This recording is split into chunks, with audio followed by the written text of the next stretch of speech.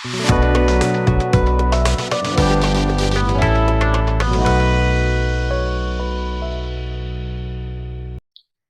Everyone, welcome to virtual board. आज हम लोग के साथ आकाश है। तो आकाश का सिलेक्शन टीसीएस डिजिटल में हुआ था, तो हम लोग आकाश का इंटरव्यू एक्सपीरियंस जानने वाले हैं कि कौन कौन से क्वेश्चंस पूछे गए थे, क्या सारा प्रोसेस था। तो चलो वीडियो शुरू करते हैं। हेलो आकाश।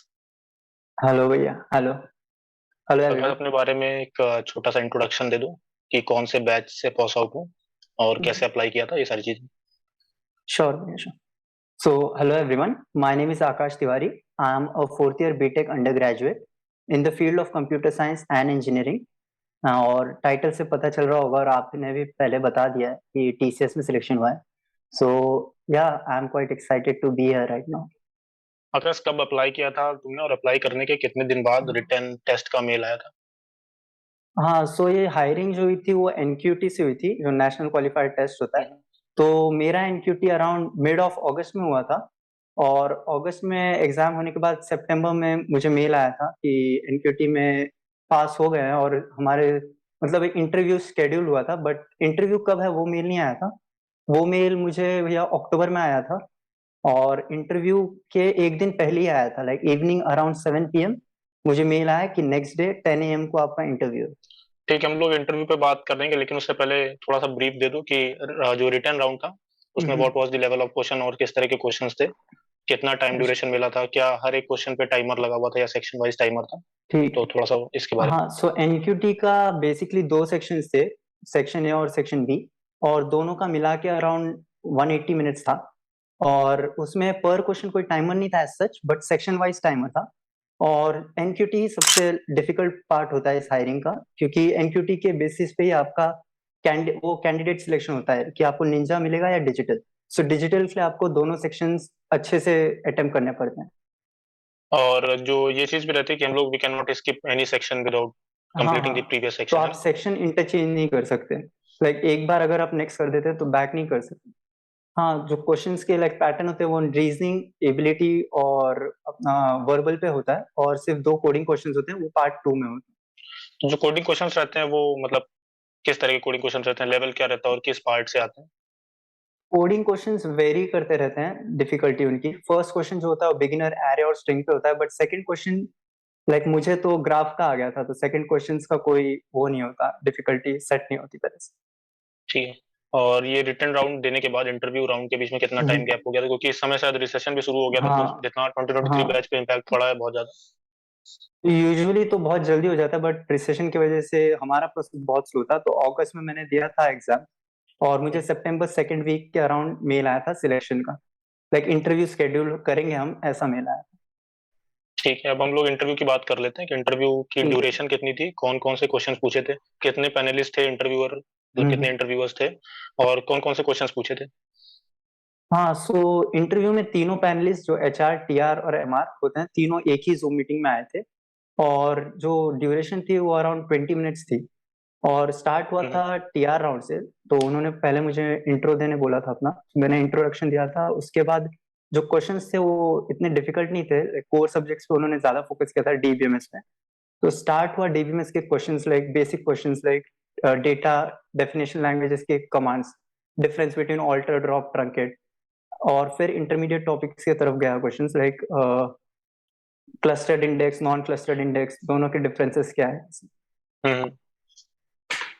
तो भैया मैंने डीबीएमएस तो के अलावा? ज्यादा फोकस हाँ डेटा स्ट्रक्चर्स पे किया था, तो मैंने इंट्रोडक्शन में भी वो मेंशन किया था। तो उन्होंने उसके बाद डीबीएमएस के बाद डेटा स्ट्रक्चर्स पे शिफ्ट हुए वो, और डेटा स्ट्रक्चर्स के क्वेश्चंस ही पूछे। तो टीआर के ही ज्यादा क्वेश्चंस थे, डिफिकल्ट नहीं थे, बट क्वांटिटी ज्यादा थी, लाइक 10-15 क्वेश्चंस एटलीस्ट पूछे गए। तो मतलब अगर कोई पर्टिकुलर सब्जेक्ट पे फोकस करो, जैसे डीबीएमएस हो गया, डीएस हो हम्म गया, तो इसके अलावा और ऐसे कौन कौन से टॉपिक्स थे जिससे इंटरव्यूअर क्वेश्चन पूछ रहे थे, या तुम्हारे बैचमेट्स के भी इंटरव्यू हुए होंगे, तो हम्म। ऐसे कौन कौन से टॉपिक्स रहते हैं जिसपे वो लोग ज्यादा फोकस करते हैं? भैया ज्यादा तो जो होता है वो डीबीएमएस, ओप्स और ओएस पे ज्यादा फोकस होता है। उसके बाद डेटा स्ट्रक्चर और आपका जो लैंग्वेज चूज किया आपने, लाइक जावा मैंने चूज किया था, तो जावा रिलेटेड क्वेश्चंस थे।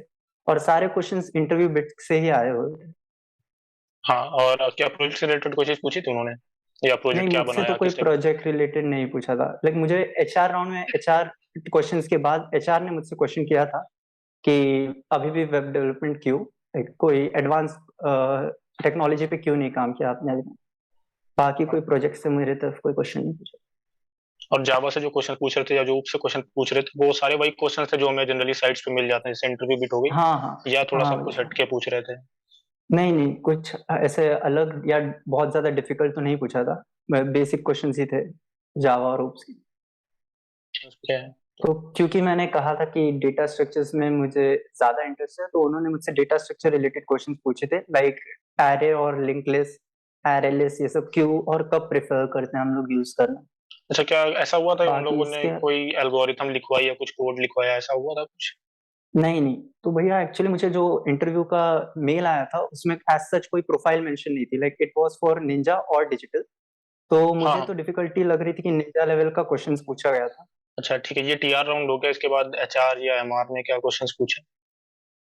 सो एचआर मोस्टली बिहेवियरल क्वेश्चंस पूछे थे और बेसिक एचआर क्वेश्चंस पूछे थे उन्होंने, और सिचुएशन बेस्ड क्वेश्चंस थे, लाइक अगर आपकी कोई टीम में कोई मेंबर परफॉर्म नहीं कर रहा तो आपके क्या एक्शंस होंगे, ये यही सब पूछे थे। कोई सजेशन देना चाहोगे? जैसे कई लोग बोलते हैं कि मेरे को एमआर राउंड में थोड़ी सी प्रॉब्लम होती है, हम्म। सिचुएशन बेस्ड क्वेश्चंस के आंसर वो लोग नहीं दे पाते, तो कोई सजेशन उनके लिए? मेरा सजेशन तो भैया यही रहेगा कि कम्युनिकेशन स्किल पर अगर फोकस करें और कॉन्फिडेंस की अगर आप बात करें तो एज सच कुछ डिफिकल्टी तो है नहीं। तो हायरिंग प्रोसेस में मैं तो बोलूंगा एनक्यूटी जो रिटन टेस्ट होता है आपका, हम्म। वही डिफिकल्ट होता है, इंटरव्यू तो ऐसा कोई डिफिकल्ट होता नहीं। ओवरऑल डिफिकल्टी देखें तो मतलब इजी टू मॉडरेट था, है ना? डिजिटल हाँ इंटरव्यू। बहुत इजी, हाँ। ठीक है। और इंटरव्यू होने के कितने दिन बाद ऑफर लेटर आया था या सिलेक्शन मेल अच्छा, आया था? तो मैंने तो पढ़ा था कि 7 to 10 days, within 7 to 10 days आ जाता है, बट मुझे तो हाँ। ओवर 100 डेज लग गए थे, लाइक मुझे तो दिसंबर एंड में आया था मैं। तो मुझे तो कोई एक्सपेक्टेशन था नहीं कि आ जाएगा, बट अच्छा गया था मेरा इंटरव्यू, और डिजिटल पैकेज आया तो और भी ज्यादा लाइक सरप्राइज हुआ था। चलो अच्छी बात है, कॉन्ग्रेचुलेशन। Thank you. और इसके तो thank you for sharing your interview experience with us. Thank you for having me भैया, और I had a great time.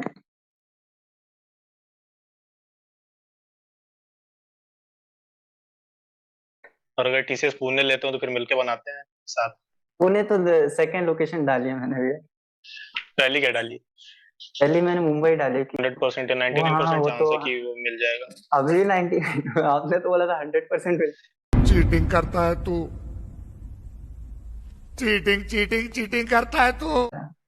अभी रिकॉर्ड हो रहा है क्या? रिकॉर्डिंग बंद करके बात करते हैं, इसलिए मैं इसको क्लोज कर रहा अच्छा था। अच्छा। और मेरी वीडियो को आप लोग सपोर्ट नहीं करते हैं आजकल। सपोर्ट, लाइक, शेयर, सब्सक्राइब जरूर कीजिए। Okay, tata bye.